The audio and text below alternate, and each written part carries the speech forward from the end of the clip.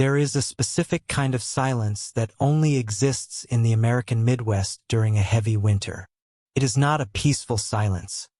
It is a heavy, suffocating blanket that muffles the world and makes you feel like you are the last person on earth. This is the story of Elias, and the night the winter tried to come inside. The farmhouse had stood in the deep woods of Minnesota since 1902. It was a sturdy structure of oak and stone, built to withstand the brutal winters that swept down from Canada. For 15-year-old Elias, the house was usually a place of comfort, a fortress against the cold.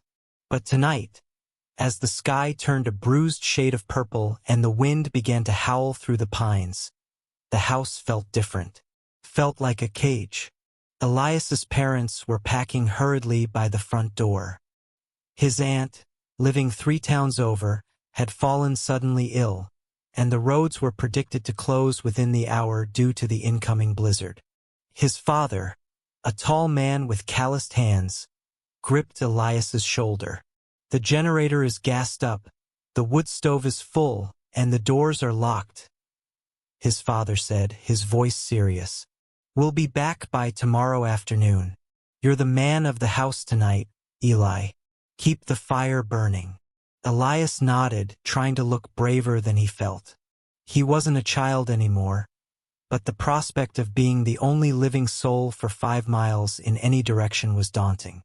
His mother kissed his forehead, her eyes lingering on the dark tree-line visible through the window. Don't open the door for anyone, Elias. Not anyone. You know how the woods get when the snow falls. With a flurry of cold air and the slam of a heavy truck door, they were gone. Elias watched the red taillights of their pickup fade into the swirling white void of the driveway. He stood on the porch for a moment, shivering. The wind wasn't just blowing. It sounded like it was whispering, a low, mournful whistle that seemed to curl around the corners of the house. He stepped back inside and through the deadbolt, the metallic click echoing loudly in the empty hallway. The house was suddenly vast. The ticking of the grandfather clock in the hallway sounded like a hammer striking an anvil. Elias walked into the living room, where their golden retriever, Buster, was curled up on the rug. The dog didn't look up. His ears were pinned back, and he was staring intently at the dark window facing the forest. It's just us, buddy, Elias whispered, the sound of his own voice startling him. He moved to the kitchen to make tea, trying to distract himself with routine. The radio on the counter crackled with static before the weatherman's voice cut through. Severe blizzard warning. Temperatures dropping to 20 below. Stay indoors. Do not travel. The warning felt less like advice and more like a command. As Elias waited for the kettle to boil, he looked out the kitchen window above the sink. The yard light illuminated a circle of falling snow, but beyond that, there was only pitch blackness. Then he saw it, or thought he saw it. Just at the edge of the light, near the old woodshed, a shadow seemed to detach itself from a tree and move. It wasn't a deer. It moved on 2 legs, jerky and unnatural, vanishing into the dark as quickly as it appeared. Elias gripped the edge of the counter, his knuckles turning white. Just a branch, he told himself. Just the wind moving a branch. But deep down, a primal instinct flared to life in his chest. The feeling of being watched. The ancient biological alarm that rings when a predator is near. The kettle whistled, a shrill scream that made him jump. He turned off the stove, the silence rushing back in instantly. He took his mug and walked back to the living room, intending to watch TV and forget the shadow. But as he passed the front door, he stopped. The heavy oak door, which he had locked moments ago, settled with a groan. And then, from the other side of the thick wood, from the freezing cold porch, came a sound. It wasn't a knock. It was a slow, deliberate scratch. Scritch, scritch, scritch, like long fingernails dragging down the painted wood. Elias froze, his breath hitching in his throat. He looked at Buster. The dog was now standing, the hair on his back standing up in a rigid ridge, a low, guttural growl vibrating in his throat. The storm had arrived, but Elias suddenly realized that the cold wasn't the only thing trying to find a way in tonight. The scratching has stopped, but the silence is worse. Who or what is standing on the porch in the middle of a blizzard? And will the lock hold? Fear is a cold thing. It starts in the stomach and spreads to the fingertips, making them numb and clumsy. Standing in the hallway of that old Minnesota farmhouse, Elias felt that cold seep into his bones. The scratching at the door had stopped, replaced by the heavy, droning roar of the wind. But the silence that followed the scratch was heavier than the noise itself. Elias stood paralyzed, staring at the heavy oak door. He held his breath, straining his ears to catch the sound again. Scritch. No, that was just the house settling. Old houses breathe. The wood expands and contracts in the bitter cold. He told himself this repeatedly. It's just the house, he whispered, stepping backward slowly, unwilling to turn his back on the door. He retreated into the living room, where the warm glow of the lamp offered a fragile circle of safety. Buster, the golden retriever, had not relaxed. The dog was usually a puddle of affection, but now he was a statue of muscle and tension. He paced near the fireplace, his nails clicking sharply on the hardwood floor. Every few seconds, he would stop and look up at the ceiling, his head cocked to the side, as if listening to footsteps on the roof. Elias tried to pet him, but the dog flinched, his eyes wide and rimmed with white. It's okay, boy, Elias soothed, though his own hand was shaking. Just the storm. He decided to turn up the volume on the television, hoping the noise of a sitcom would drown out the howling wind. But just as he reached for the remote, the lights in the living room buzzed angrily. They flared bright white, then dimmed to a sickly orange, casting long, stretching shadows that seemed to dance across the walls. Elias froze. The hum of the refrigerator in the kitchen died. The furnace in the basement clunked and fell silent. For 10 agonizing seconds, the house was plunged into near-total darkness, save for the faint, gray light of the moon reflecting off the snow outside. Then, with a pop, the power surged back on. The sudden brightness hurt his eyes, but the relief was short-lived. The silence of the furnace had left a void that was quickly filled by a new sound. Came from the dining room window. Tap, tap, tap. It was distinct, sharp, deliberate. It wasn't the chaotic rattle of a loose frame in the wind. It sounded like a coin being struck against the glass. Elias felt his heart hammer against his ribs. He grabbed the heavy iron poker from the fireplace stand, the metal cold in his grip. "Hello?" he called out, his voice cracking. "I've called the police." He hadn't picked up the phone yet. He crept toward the dining room archway. The curtains were drawn, but the gap at the bottom revealed the snowy sill. He forced himself to step forward, raising the poker. With a sudden burst of adrenaline, he reached out and yanked the curtains back. Nothing. Only the swirling white vortex of the blizzard. The snow was falling so thick it looked like a solid wall of milk. Elias let out a shaky breath, lowering the weapon. "See?" he muttered to the empty room. "Just ice hitting the glass." He turned to leave, eager to get back to the couch. But then he saw it. On the outside of the glass, near the bottom corner of the pane, there was a smudge. He leaned closer, squinting against the glare of the indoor light. It wasn't just a smudge. It was a streak of condensation, slowly fading. The kind of mark left by a warm finger tracing a line on cold glass. As he watched, the condensation evaporated, but the shape was undeniable. someone or something had been pressing against the window just seconds ago. Buster began to bark. It wasn't his warning bark. It was a high-pitched, frantic yelp. The dog was backing away from the front hallway, staring not at the door, but at the heating vent on the floor. The sound of the tapping had returned, but it had moved. It wasn't in the dining room anymore. It was coming from the kitchen window on the other side of the house. Tap, tap, tap. Elias realized with a sickening jolt that no human could move through 3 feet of snow around the perimeter of the house that quickly. Whatever was outside was fast, and it was testing the perimeter, looking for a weakness. The farmhouse, once his fortress, now felt like a glass jar, and he was the insect trapped inside. The tapping has turned into a rhythm almost like a nursery rhyme. And as Elias backs away from the kitchen, the landline phone on the wall begins to ring. But the storm lines were supposed to be dead. The ring of an old landline telephone is a sound that belongs to a different era.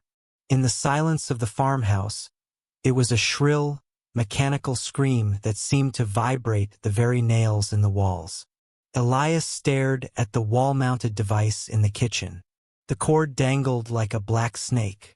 He knew the storm lines were likely down. The neighbors had lost power an hour ago. So how was it ringing? Rying.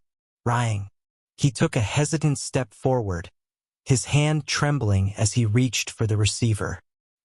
He felt a foolish hope that it was his father, calling to say they had turned back, that they were pulling into the driveway right now. He snatched the phone from the cradle and pressed it to his ear. "Dad?" he asked, his voice breathless. There was no voice on the other end. There was only the sound of static, thick and crackling like dry leaves burning. And then, cutting through the white noise, came a sound that froze the blood in Elias's veins. It was a whistle, a slow, melodic, sorrowful tune. It wasn't a random noise. It was a deliberate melody, a folk song hummed by a throat that sounded dry and icy. It rose and fell, mimicking the rhythm of the wind outside. Elias slammed the receiver back onto the hook, gasping for air. The melody lingered in his mind, unlocking a memory he had buried deep in his childhood. He collapsed onto one of the kitchen chairs, clutching his head. He knew that tune. He had heard it 5 years ago on this very porch from his grandfather. It was a humid July evening, fireflies dancing in the tall grass, a stark contrast to the white hell outside now. His grandfather, a man who had lived in these woods his entire life, sat in his rocking chair, packing a pipe with sweet tobacco. "You know why we have those iron horseshoes above the doors, Eli?" the old man had asked, his voice gravelly. Elias shook his head. "It ain't for luck," his grandfather had said, leaning in close. "It's for the whistling frost. Back in the great blizzard of 1888, a fur trapper got turned around in these woods. They say he was a greedy man, took more than the land could give. When the storm hit, he saw the lights of a farmhouse, this farmhouse. He banged on the door, begging to be let in. But the family inside, they didn't hear him. Or maybe they chose not to." Elias remembered how the smoke from the pipe had twisted in the air like a ghost. "He froze to death right on the porch steps," his grandfather continued. "But the cold didn't take his spirit, preserved it. Now, when the storms get bad, he comes back. He wants the warmth he was denied. He whistles a tune to trick you into opening the door. But you must never let him in, Eli. Because he doesn't just want to come inside. He wants to trade places. You give him your warmth, and you take his place in the cold." Back in the present, Elias lifted his head. He looked at the heavy iron fireplace poker he had left on the table. He had thought it was just a scary story to keep a 10-year-old from wandering out in the snow. But the phone call, the whistle, it was the exact same tune his grandfather had hummed that night. The whistling frost. "It's just a story," Elias said aloud, his voice sounding small in the large room. "Grandpa was just trying to scare me." He stood up, trying to summon the rational part of his brain. Electrical interference could sound like anything. The wind could sound like a whistle. He was letting his imagination run wild. He walked over to the fireplace to add another log, seeking the comfort of the flames. The fire was roaring, casting a cheerful orange glow that defied the storm. But as he bent down, he felt a sudden draft on the back of his neck. It wasn't the ambient cold of the house. It was a focused stream of freezing air. Buster, who had been cowering under the table, let out a sharp whine. Elias spun around. The kitchen was empty. The hallway was empty. But the draft remained. It was coming from the floorboards near the front door. And then, softly, from the other side of the heavy oak entrance, the sound began again. Not over the phone this time. Real. Physical. Just inches away, separated only by wood and a deadbolt. Whistle. Who? It was the same tune. And this time, it was accompanied by a voice. Raspy, weak, and sounding like cracked ice. So, sea cold. Elias stumbled back, knocking a picture frame off the mantel. The glass shattered. The legend wasn't a story. The storm wasn't just weather. The whistling frost had returned to the house that let him die, and he knew someone was home. The voice outside is asking for help, pleading for warmth. Sounds so human, so desperate. Elias's hand hovers over the lock, but then he sees what is happening to the bottom of the door. The frost isn't just on the glass anymore. It's starting to grow inside, creeping across the floorboards like white mold. There is a specific kind of horror in realizing that the barrier between safety and danger is only 2 inches of wood. Elias watched the white frost bloom across the bottom of the front door, branching out like the veins of a frozen leaf. The pleading voice on the other side had fallen silent, but the heavy, wet presence remained. The air in the hallway had dropped 10 degrees in seconds. Elias could see his own breath puffing in small white clouds. He knew he couldn't open the door. The legend of the whistling frost was clear. Invitation was the key. If he opened the door, he was accepting the trade. But the human part of his brain, the part that desperate curiosity controls, needed to know what was standing on his porch. He needed to see the face of the thing that sounded like a dying man. Gripping the iron poker with sweaty palms, Elias backed away from the front door and moved into the living room. There was a tall, narrow window next to the fireplace that offered an angled view of the front porch. If he pressed his face against the glass, he could see the front steps without unlocking the main entrance. He moved quietly, stepping on the rugs to silence his footsteps. Buster trailed behind him, his tail tucked firmly between his legs, letting out low, nervous whines. Elias reached the window. The glass was covered in a thick layer of ice on the outside, obscuring the view. He used his sleeve to rub a small, clear circle on the inside pane, praying that the motion sensor light on the porch was still working. He leaned in, squinting into the swirling white chaos of the blizzard. At first, he saw nothing but the horizontal streaks of snow flying past the light. The wind was whipping the trees into a frenzy. But then, the wind died down for a brief second, and the motion sensor light flickered a stark, clinical blue-white. The porch steps were illuminated, and there, etched deeply into the fresh, pristine snow, were tracks.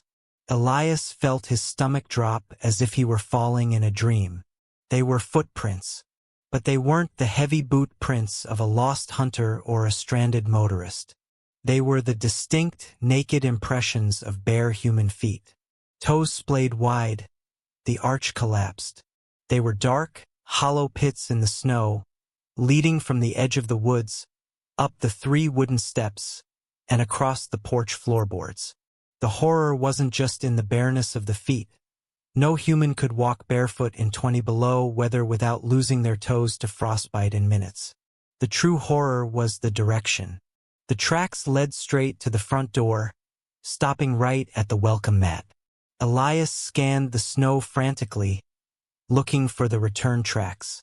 He looked left, right, and back down the stairs. There were none. The snow around the footprints was smooth and unbroken.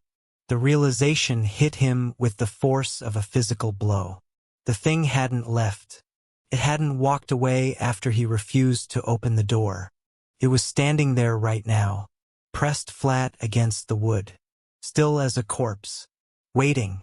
He pulled away from the window, gasping, his back hitting the wall. The image of those bare feet in the snow burned into his mind. A normal person would be jumping around, banging on the door, screaming from the cold. But this thing was patient. It was waiting for him to make a mistake. "It's not a man," Elias whispered to Buster, who was now hiding under the sofa. "It's not a man." He needed to check the other entrances. If it couldn't get in the front, it would try the back. The farmhouse had a kitchen door that led to the backyard, and a cellar door that led to the basement.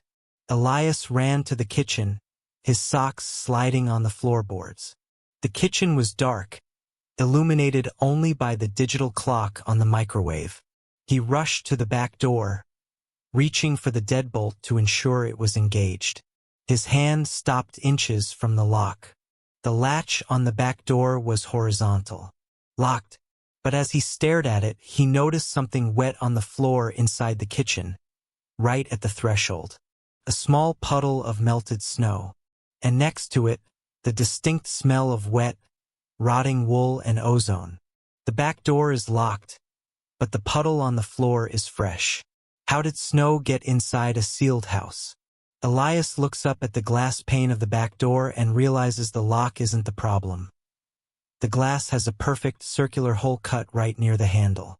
A home is supposed to be a sealed vessel, a bubble of warmth and light that keeps the chaotic universe at bay. But when you find a hole in that vessel, the illusion of safety shatters instantly. Elias stared at the perfect, circular hole in the glass of the kitchen door. It wasn't jagged or smashed. The edges were smooth, as if the glass had simply ceased to exist in that spot. It was just large enough for a hand, a long, thin hand, to reach through and turn the deadbolt. Elias felt a wave of nausea roll over him. He looked down at the puddle of melted snow on the linoleum floor. It wasn't just water.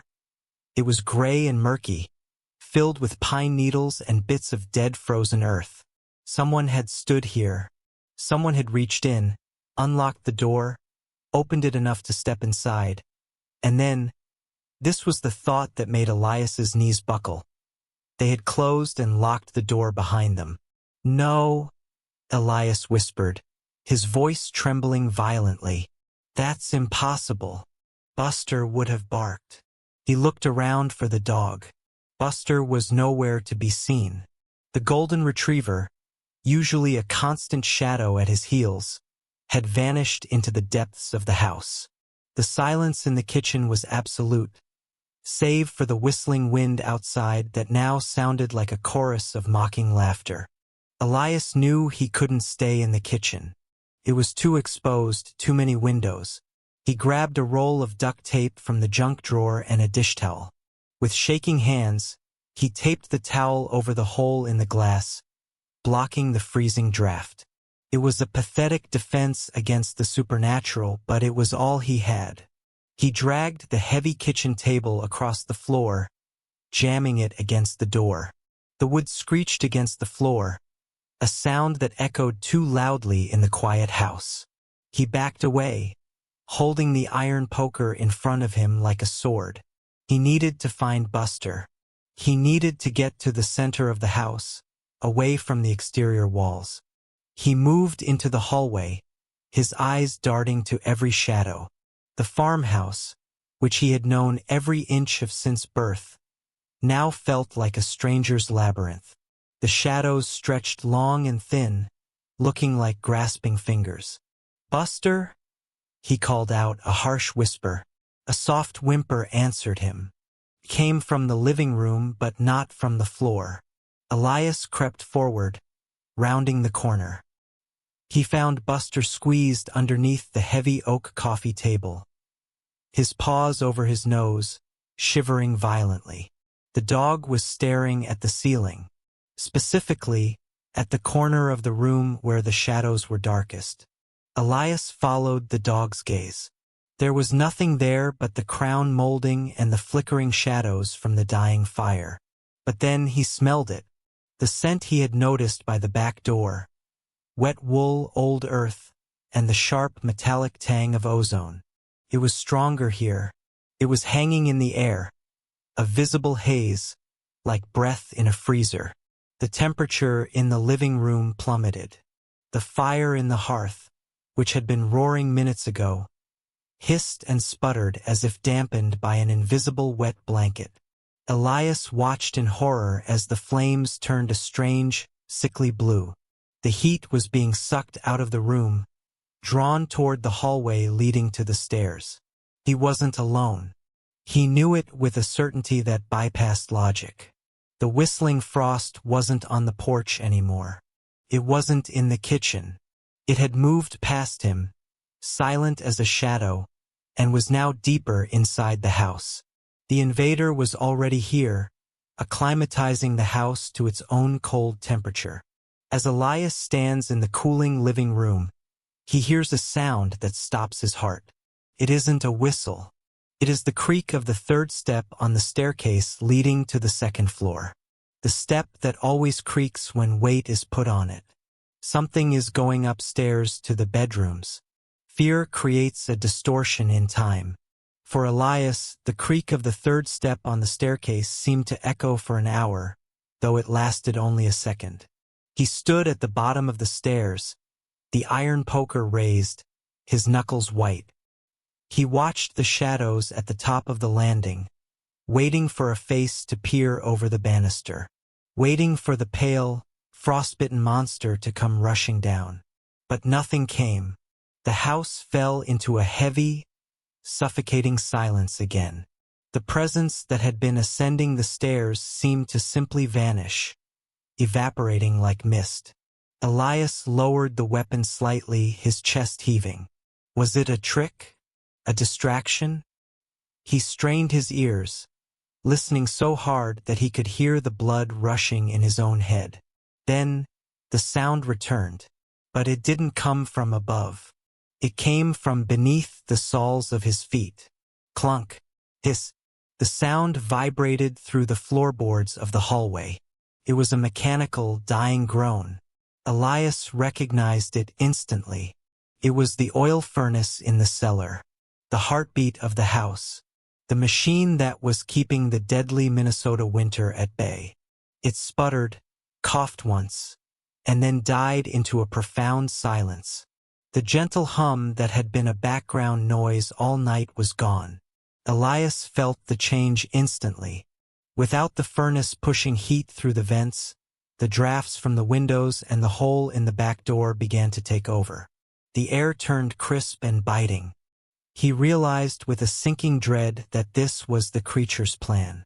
It wasn't just hunting him. It was terraforming the house. It was killing the heat to make the environment suitable for itself. "I have to restart it," Elias whispered. The words tasted like copper in his mouth. He couldn't stay upstairs and freeze. The whistling frost wanted him cold, and if the house reached freezing temperatures, he would be defenseless. He looked at the narrow door under the staircase, the entrance to the cellar. In these old farmhouses, the cellar was rarely a finished basement. It was a hole in the ground lined with fieldstone and dirt, used for storing potatoes, coal, and oil. It was the oldest, darkest part of the structure, and now he had to go down there. He grabbed a heavy flashlight from the emergency kit on the wall. He clicked it on. The beam was strong and yellow. "Come on, Buster," he urged. But the dog refused to move. Buster sat near the kitchen, whining, refusing to go near the cellar door. Elias was on his own. He approached the cellar door. The wood was unfinished, rough-hewn pine. He reached out and turned the porcelain knob. It was ice cold. He pulled the door open, and a smell rushed up to meet him. The smell of damp earth, heating oil, and something sweet, like rotting apples. The stairs leading down were steep and wooden, disappearing into a throat of darkness. Elias shone the flashlight down. The beam cut through the dust motes, illuminating the concrete floor at the bottom. "Hello?" he called out.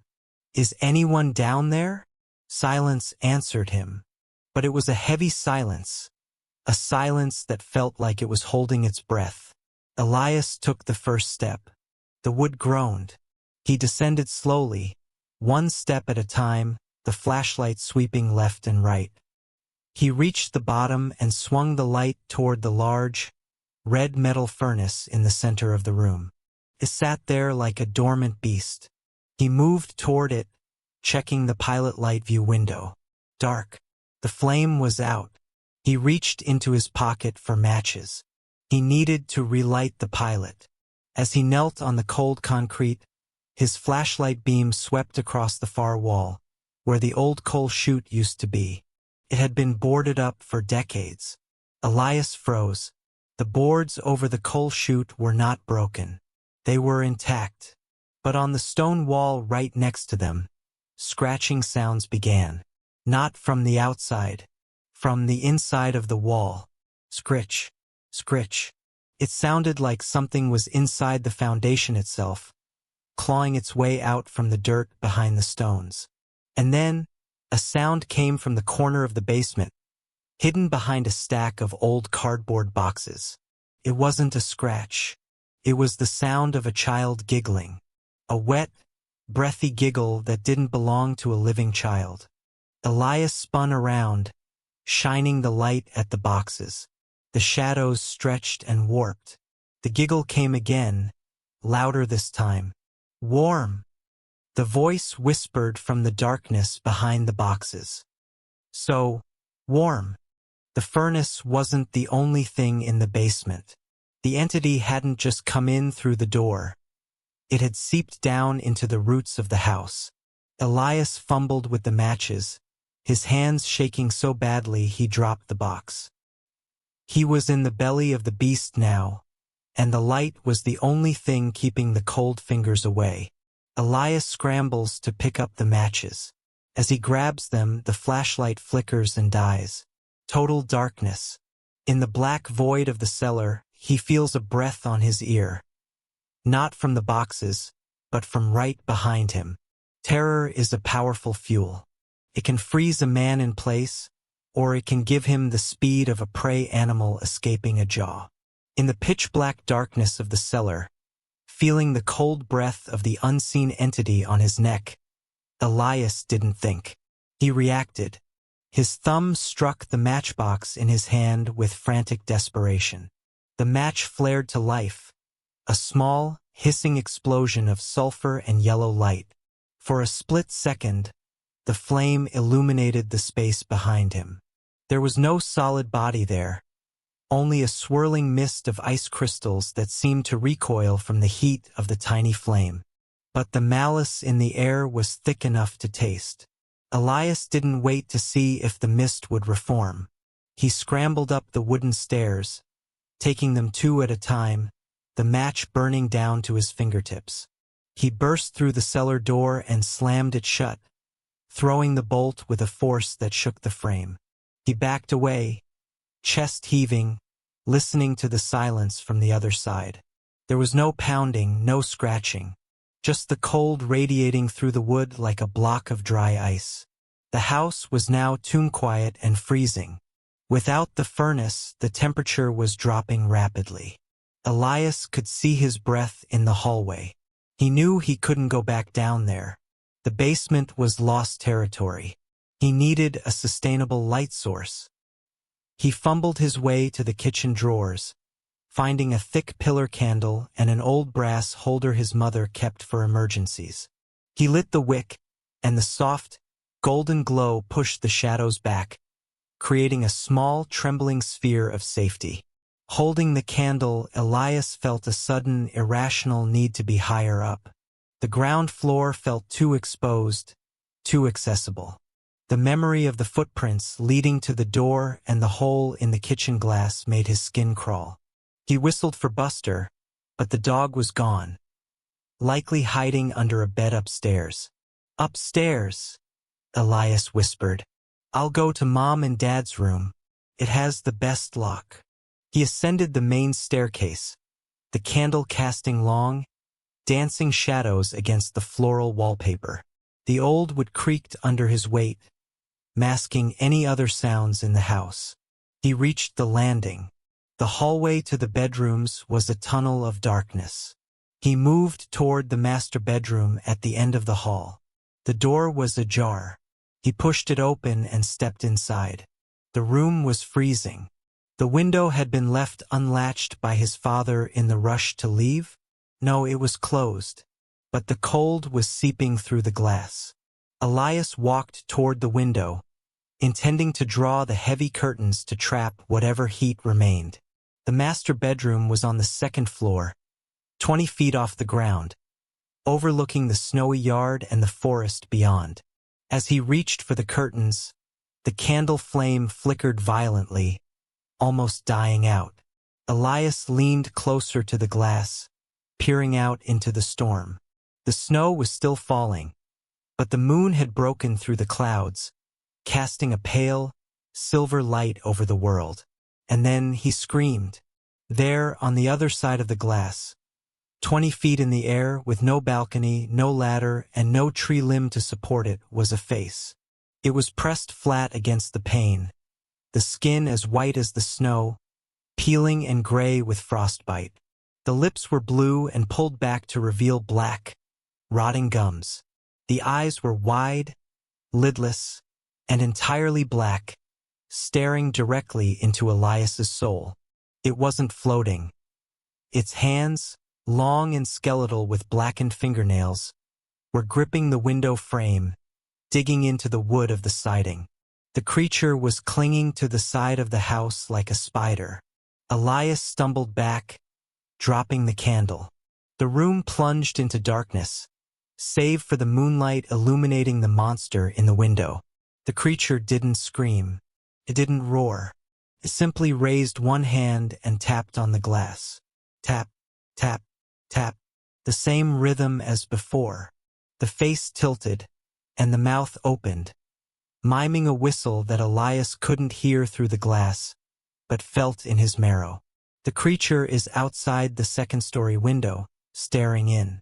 But as Elias scrambles backward in the dark room, he hears the doorknob of the bedroom, the door he just walked through, slowly turn and click shut behind him. He is locked in with the view of the monster. But who locked the door from the hallway?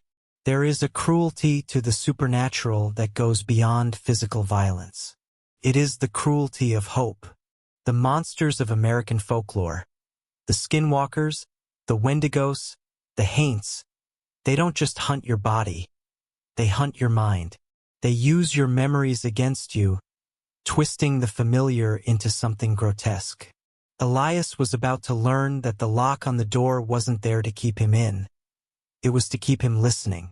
Elias stood in the center of the dark master bedroom, his heart hammering against his ribs like a trapped bird. The face at the window had vanished. It hadn't fallen or climbed down. It had simply dissolved into the swirling snow, leaving behind a smudge of frost on the glass. But the horror hadn't left. It had merely changed position. The bedroom door, which had clicked shut moments ago, rattled in its frame. The handle turned slowly, grinding against the lock mechanism. Elias backed away until his legs hit the edge of the bed. He grabbed a heavy brass lamp from the nightstand, ripping the cord from the wall. It was a poor weapon, but it was solid. "Who's there?" Elias screamed, his voice cracking. "I have a gun." The gun cabinet was downstairs, locked, and far out of reach. For a moment there was silence. Then, A voice came through the wood. It was soft, muffled, and terrifyingly familiar. "Eli? Honey? Put the lamp down. It's Mom." The lamp nearly slipped from Elias's sweating hands. The voice was perfect. It had the same cadence, the same gentle pitch as his mother. A wave of relief so powerful it made him dizzy washed over him. They had come back. They had turned around because of the storm, parked the truck on the road, and walked up. That explained why he didn't hear the engine. "Mom!" Elias choked out, stepping toward the door. "Mom, is that you? I saw something at the window." "I know, honey," the voice replied, soothing and calm. "It's dangerous out there. That's why we came back. Dad is downstairs checking the furnace. Just unlock the door, Eli. It's so cold in the hallway. Let me in." Elias reached for the lock. His fingers brushed the cold metal. But then his hand stopped. A memory surfaced. A small, insignificant detail from the morning. When his mother had left, she was wearing her heavy winter boots. The old floorboards of the farmhouse hallway creaked and groaned under boots. But the footsteps he had heard outside the door just now, they were silent, soft, like bare skin on wood. He pulled his hand back as if the door were red hot. "Mom," Elias said slowly, testing the water.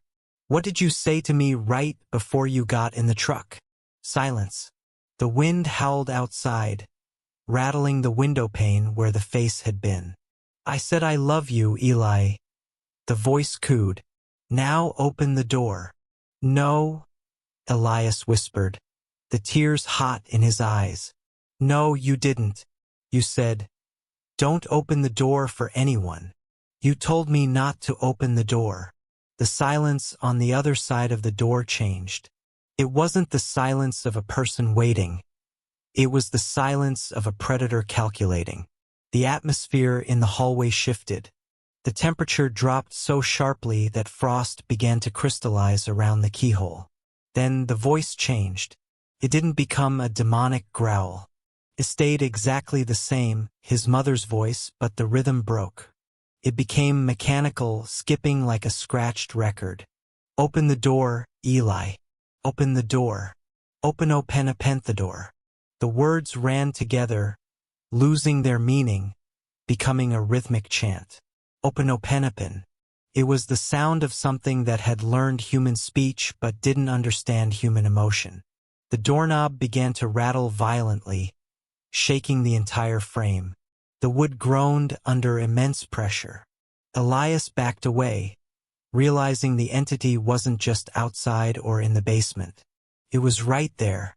It had stolen his mother's voice to trick him into breaking the seal of the room. He remembered the salt.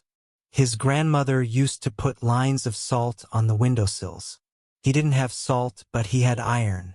The lamp in his hand was brass, but the base was heavy cast iron. He rushed to the door and jammed the base of the lamp under the knob, wedging it against the floorboards to brace the door. "You're not invited," Elias shouted, his voice shaking but loud. "I deny you. This is a house of the living. You have no warmth here." The rattling stopped instantly. The chanting ceased. The silence that followed was heavy and expectant. Elias stood panting, staring at the door. Had it worked? Had the old laws of the threshold held? Then, a low, rasping sound came from the gap beneath the door. It wasn't a voice. It was a whistle. The same slow, mournful tune of the whistling frost. And with the whistle came a slow, creeping fog of white mist, sliding under the door and pooling on the bedroom rug. The mist is filling the room, rising like water. Elias is trapped on the second floor. The door is besieged. The window is a sheer drop. But then he looks at the fireplace in the corner of the master bedroom. Is it blocked up? Or is it? He sees soot falling into the empty grate. Something is coming down the chimney. Violence is the first language of fear, but against the ancient forces of the world, it is a useless tongue. You cannot shoot the wind. You cannot stab the frost. As Elias watched the soot crumble from the dark throat of the chimney, he realized that the iron poker and the barricaded door were meaningless. The whistling frost was not a burglar. It was a starving thing, a hollow spirit defined by an eternal, aching lack of warmth. And it was coming down the chimney to feed. A clump of frozen, black snow fell into the grate with a wet thud. Then another. The air in the room grew heavy, smelling of ozone and wet dog. The mist that had seeped under the door began to swirl toward the fireplace, merging with the darkness descending from the flue. A form began to take shape on the hearth. It wasn't solid flesh. It was a coalescing figure of smoke, ash, and ice crystals. It stood hunched, its limbs too long, its face a blur of shifting gray fog, save for two hollow pits where eyes should be. Elias backed against the dresser, his heart hammering so hard his vision blurred. The creature let out a sound, a high, wheezing inhale that sucked the heat right out of the room. The candle on the floor flickered and died. Elias was alone in the dark with the thing.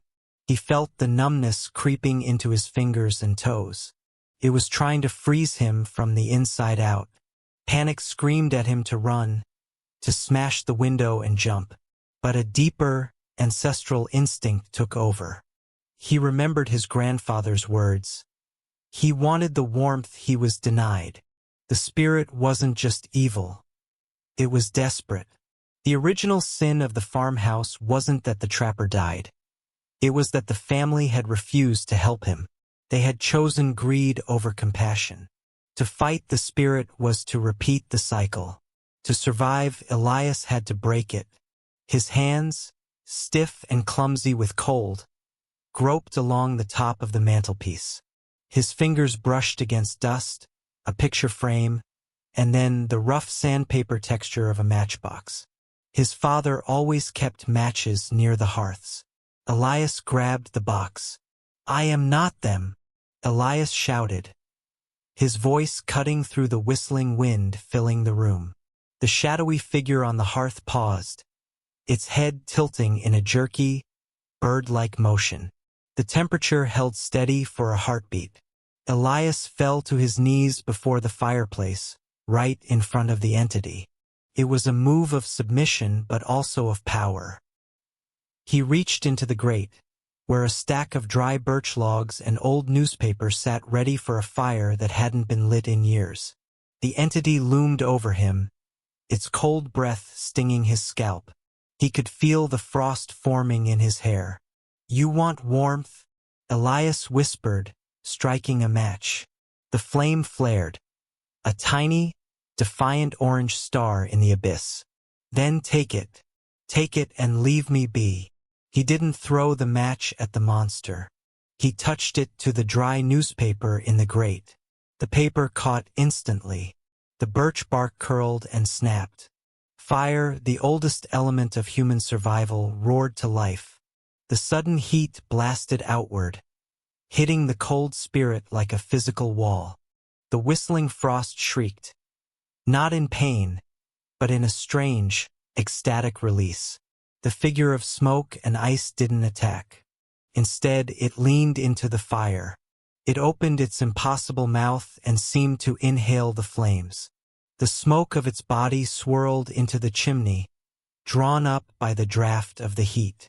The room grew brighter, the orange glow illuminating the frost melting on the walls.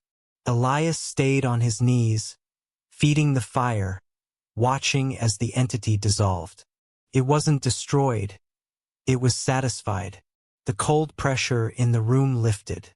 The heavy, oppressive atmosphere evaporated, replaced by the crackle of burning wood and the smell of pine. The scratching at the door ceased. The whistling stopped. For the first time all night, the house felt empty. But this time it was a good emptiness. It was the silence of peace, not the silence of a held breath. Elias sat back against the bed frame, watching the fire dance, tears finally freezing on his cheeks before melting in the heat. He had looked the winter in the eye, and he had thought it out. The fire is roaring, and Elias is safe. He falls asleep by the hearth, exhausted. But as the sun begins to rise in the next and final chapter, the light reveals something on the floor that the darkness hid, something that proves just how close Elias came to never waking up. Sunlight is the great healer and the ultimate truth-teller. As the sun rose over the Minnesota woods, its golden light poured through the eastern windows of the farmhouse, burning away the last wisps of the unnatural cold. Elias woke slowly, stiff and sore, lying on the rug before the roaring, beautiful fire in the master bedroom. He was alive. The house was cold, but the threat was gone. He scrambled downstairs, his joints aching from the night's tension. The house felt normal again. Old, quiet, and solid. The fear was replaced by a profound, deep exhaustion. He found Buster, the dog, hiding under a stack of blankets in the linen closet, shivering but safe. And then he heard it. The familiar roar of his father's old pickup truck grinding its way up the snow-choked driveway. The reunion was a rush of relief and confusion. His mother hugged him tightly, crying. His father, seeing the relief on Elias's face, instantly knew the boy hadn't just watched TV. But their confusion mounted quickly. Why was the kitchen table jammed against the back door? Why was the back window taped up? And why was there a roaring fire in the unused master bedroom fireplace, where a pile of ashes now sat where a rug once lay? Elias, calm and measured, told them everything. The scratching, the cold, the furnace dying, the voice of the frost, the lore of the trapper, and the fire. He spoke with the conviction of someone who had seen a ghost and lived. His parents exchanged worried glances. They blamed stress, the isolation, and the power outage. "The power lines were just iced up, son," his father said gently. "The wind did all the tapping. You got spooked." "Then who moved the kitchen table, Dad?" Elias asked, pointing to the deep scrape marks on the floor. "And who put those footprints on the porch?" His father, wanting to humor him, sighed and grabbed his heavy coat. "All right, Eli, let's go look at the porch footprints." They stepped outside. The blizzard had cleared completely, leaving behind a dazzling, smooth expanse of snow. It was a beautiful, lethal landscape. Elias pointed to the front porch steps. There they were, perfectly preserved. The deep, undeniable impressions of bare human feet leading from the edge of the yard right up to the front door. His parents stared.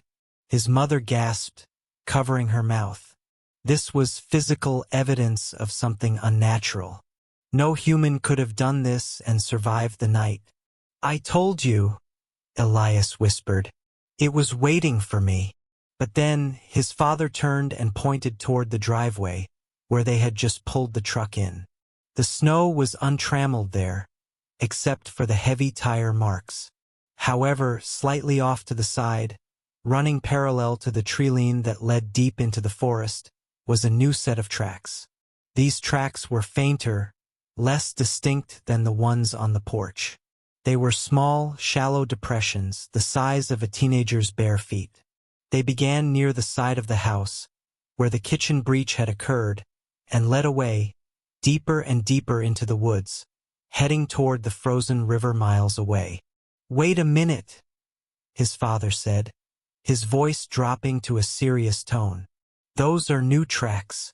Look how small they are." "They look like yours, Elias." Elias looked. The tracks were definitely smaller than the spectral footprints on the porch, but they were unquestionably barefoot. They snaked along the edge of the snowdrifts, a panicked, weaving path, suggesting the runner was desperate and freezing.